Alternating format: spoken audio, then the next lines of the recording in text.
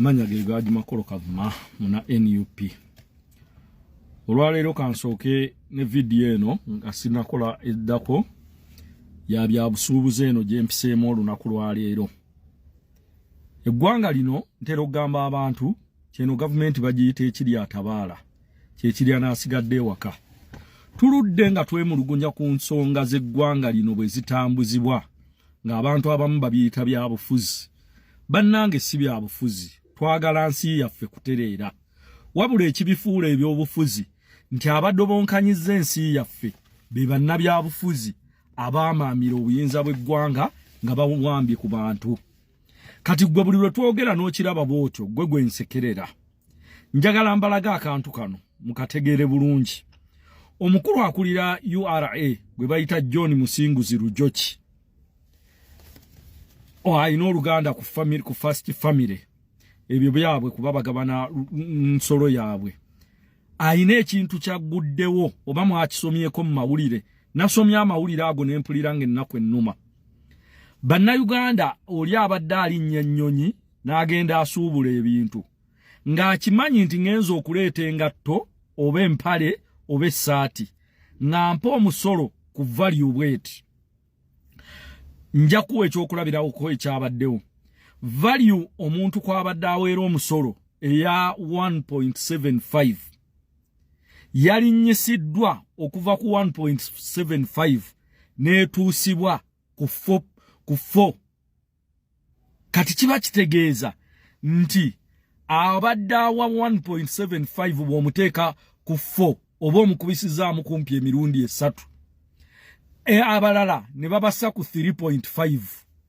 Niweebuuza Mwami Lujoki oyagala kugoba bantu mu bizinensi nga bwe twawulidde byogerwa tyoyina olwekobaano n'Abachina mugobe bannayuganda mu bizinensi bo basigale mu bizinensi olwa partnership gy'oyina n'Abachina eyogerwako abasuubuzi. Ekyo oyinza obutakitegeerera mu value nga nkyogeredde omwo. Kankireete mu values ezo ki ekizivaamu okulinnya. Kiri nti container ebadde wa milioni 12 ebe eyingidde milioni 4 ku 3. Imagine one container okuwa milioni 4, 100, 200, 300, 400 ne 300 millions ngoziwa ku container emu. Mwami Lujoki lwaki mwekyaya abantu ensi yaabwe? Abachina be bamu bennyini mubawa tax holiday. Tax holiday yo temugiwa bannayuganda. Omuchina agera tax holiday ye neetera okuggwako ng'akyusa erinnya ly'edduuka ne company. Nga Mwami Lujoki agamba nti ekimuteesezza values ezo ku bintu ebyo ayagala bannayuganda basuubule ku Bachina abakolera wano ebintu. Ng'akimanyi bulungi Abachina abo tebalina kye bakolera wano ebintu baleeta bireete ne babijja mu buveera ne babitundira wano. Olubiyisa bwe bati ate nga biyita mu URA wennyini ne babitwala mu mafactories gaabwe.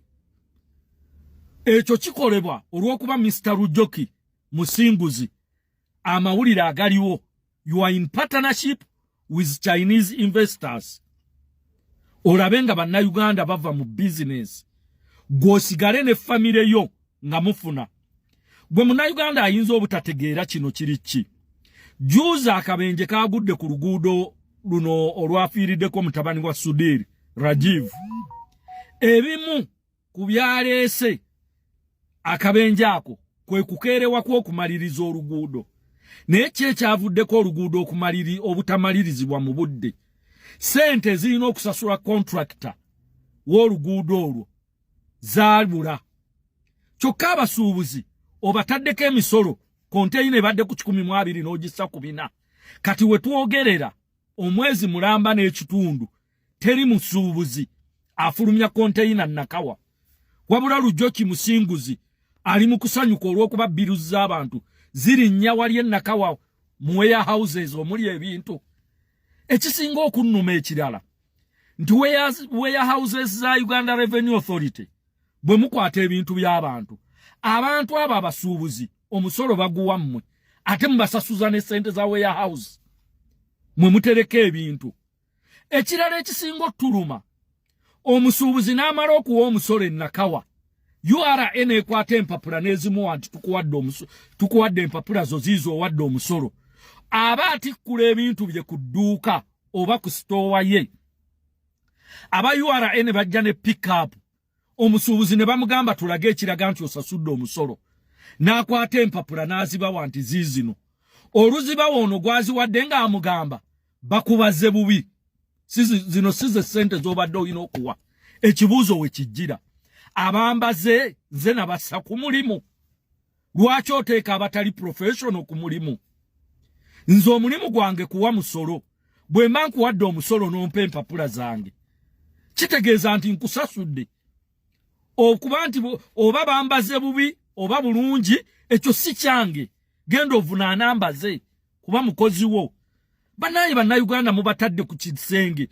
mubataddeko ekinyiga buli wamu we baddukira mubanyigiriza mwawulidde ebibonerezo bye baleese mu b'emmotoka oli n'agamba nti ojja kuwa mitwalo 60 mu ssaawa 47 olw'okuba mmwe ssente mu bbanzibe mulowooza n'abannayuganda babbi Lujoki musinguzi onyigiriza abasuubuzi ekimala and on top of that ne sente ze musolooza ku bannansi tetuziraba zikola ku famire zammwe no service delivery to Ugandans mwongera bongera misolo na penalties mu bintu ebyenjawulo banaye mwagala ki mwagala bantu begugungwe baffe monoonya we muttira bantu kiki omuntu abavudde kali ku bya busuubuzi bwe omuntu omujja otya ku 120 million